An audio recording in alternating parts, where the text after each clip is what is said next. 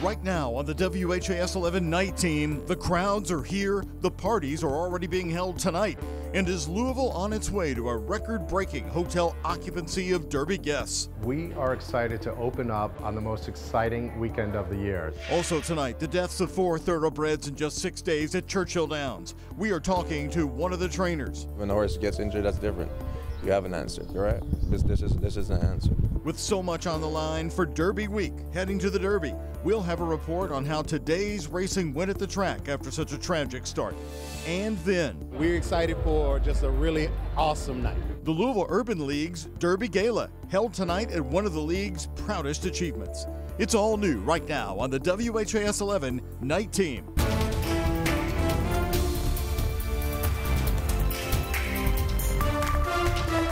And tonight, Louisville does appear to be racing toward a possible new record this Derby week. It is our top story on the WHAS11 night team. Hello, everybody. I'm Doug Proffitt. The number of hotel rooms booked by guests could get near 100% this year. WHAS11 night team's Connor Steffen and photojournalist Ian Hardwick are live where one well-known street is already shut down for an upcoming Derby Eve party. Connor? Well, Doug, try to head down East Jefferson right now between South Clay and South Shelby Street. This is what you'll see, and really only in Louisville will a busy stretch of road be shut down for days because of parties. Well, there's a reason for that. It's because Derby's not only a sports spectacle, but a spending spectacle. Before Saturday's Run for the Roses, a hop for the Roses.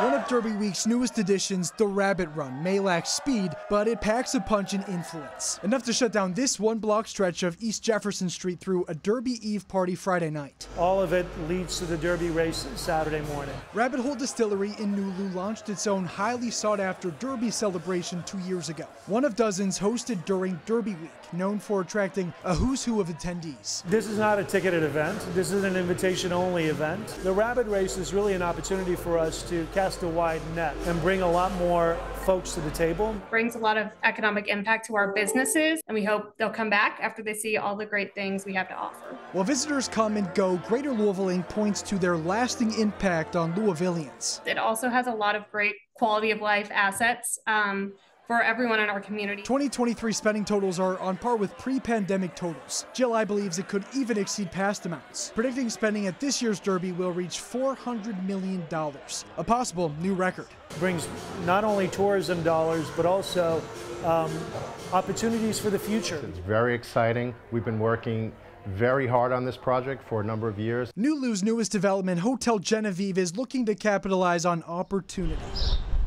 It opened today, 3 days before the greatest 2 minutes in sports. If you think about it, people need a place to stay, right? So we wanted to be open first thing. While we couldn't get the hotel to share any specific booking numbers for Wednesday, Hotel Genevieve had this to say about business on the first day. We are amazed at the way people have responded to our hotel. I can tell you that our occupancy hit far beyond what we ever thought that we would do for this weekend. It may not be so surprising taking a look at the Metro's booming hotel industry right now. GLI says hotels will book more guests by the end of Derby Week 2023 than ever before. That's a predicted 96% hotel occupancy rate.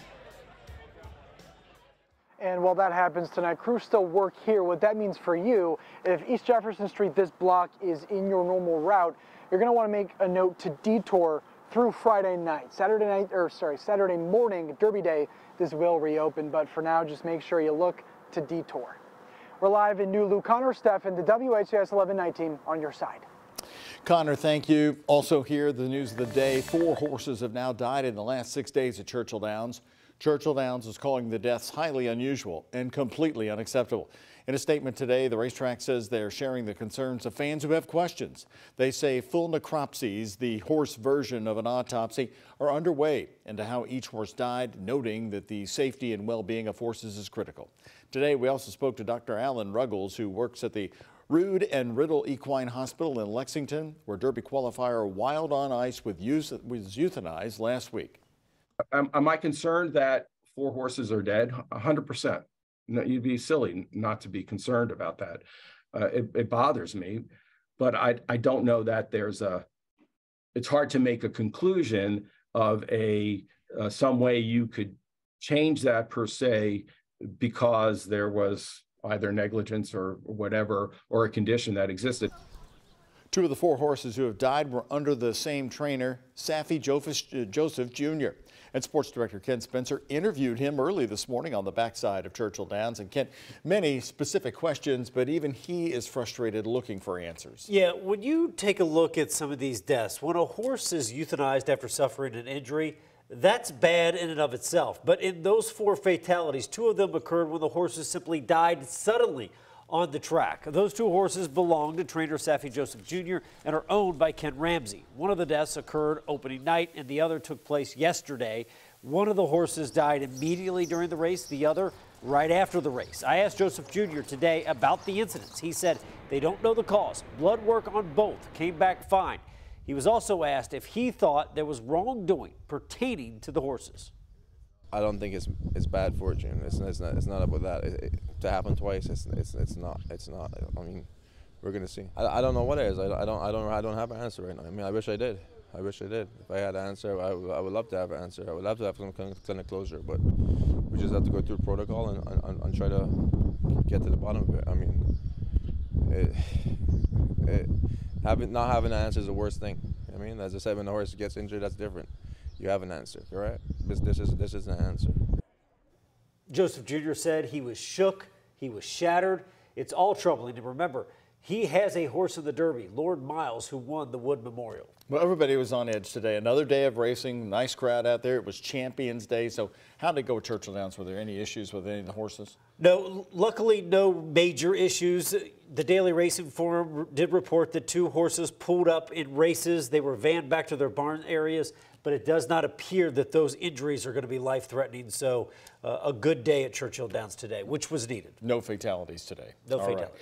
Thank you, Kent. Well, as we reported Friday night, Keeneland in Lexington ended its 15-day spring meet with the most horse deaths in 2019. 3 horses died, each from a catastrophic injury while racing on the track at Keeneland. As a follow-up, Keeneland told me today that all 3 horses will have a full necropsy by UK, mandated by state horse racing regulations.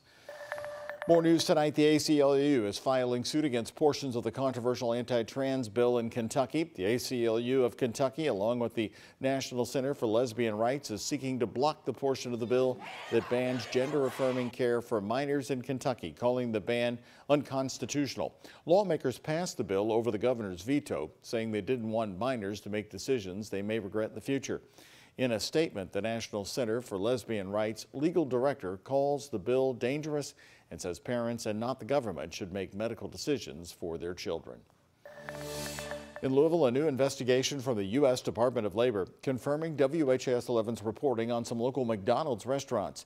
We told you back in August about a video showing children working at the drive-thru at one of the restaurants. Bauer Foods LLC telling us back in August they were aware of the incident at the Taylor Boulevard McDonald's and that the minors were not employees but children of some of their employees. However, according to the Labor Department's findings, the 2 children were employed and sometimes worked as late as 2 in the morning, preparing food, cleaning the store, and even operating a deep fryer. This is the one that was most egregious to me because that's a terrible work safety violation. This is a case of a business needing to be told what they can and cannot do. And the only way that ever comes about is more robust enforcement and more people feeling comfortable with asserting their rights. Labor attorney Adam Johnson says the fines handed down to the 3 franchises are just a slap on the wrist. Those fines total $212,000. If someone could ask me if I would rather have a Grammy or this, I would choose this a million times. An emotional Jack Harlow today, speaking during his hometown hero banner dedication. The banner now hangs at the intersection on East Broadway where the Highlands begins. Grace McKenna and photojournalist Elijah McKenzie show us Harlow drew the area's top politicians. They weren't going to miss out on this one. 'Cause they don't love it.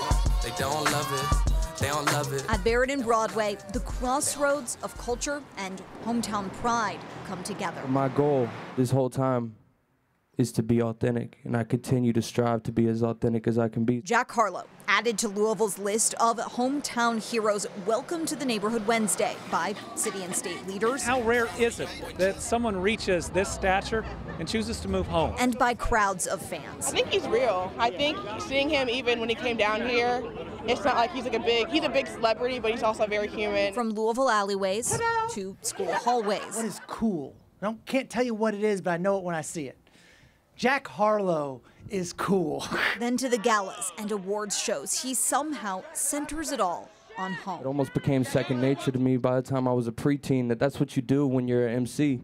You know, you get on the mic and you tell the story of where you're from. Harlow's latest album just dropped last week with a name drop for one Kentucky friend. Oh, we had dinner at the governor's mansion. Just this month for Harlow, there's also a new movie, new foundation, a new day named for him. Jack, for you, this is quite the trifecta, or maybe actually even the superfecta of weeks. All of it possible through music. Carmichael's trying to get on the same page. A love song to Louisville. Jack Harlow, he made Mid-City Mall look cool. In spite of the fame, home is still right here. You know, if I don't nurture what was here for me from the beginning, you know, there's a chance you can end up with nothing if you don't take care of what was already there. And Harlow says whether he's in a studio or on a red carpet, if someone could ask me if I would rather have a Grammy or this, I would choose this a million times. All roads lead to Louisville.